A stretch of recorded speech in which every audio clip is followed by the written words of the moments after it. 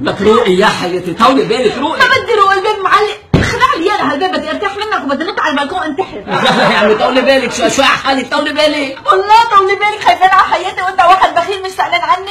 بدك خلينا نسافر بتقول لي ما معي، بقول لك بدنا سيارة جديدة حاجة هالكركوعة وعالم عم يضحكوا علينا فيها بتقول لي ما معي، بقول لك سيلولار هالقد ما حقه شيء بتقول لي ما معي. شو معك؟ لك معي ضغط، معي سكري، معي لحاظ، والله العظيم ما معي، روقي طولي بالك. سلامتك حبيبي، سلامة قلبك، بس اصلا اخر همي انت بدك تحارب. روقي يا عمي، روقي حتكسر الباب، روقي طولي بالك. خايفين على الباب كمان وتقول انك بخيل. يا عمي خلص وحياتك طولي بالك، كل شيء بينحل، طولي بالك، كل شيء بينحل، روقي.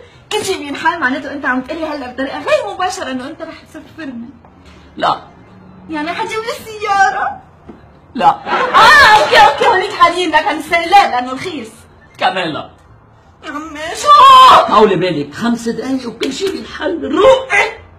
5 دقايق يعني انت هلا رح ترفل على البنك وتاخذ كرة كرمالي؟ لا حياتي. شو ده كان؟ اتصلت بمعلم الالومنيوم قال لي 5 دقايق تكون عندك، بيفتح لك الباب وبتتكلي. تأخر يا عمي، لا تأخر الآن. شو قال معلمين اخر الزمن هون؟ فريد؟ لك وينك الخيراتينك بدها تنط المرأة.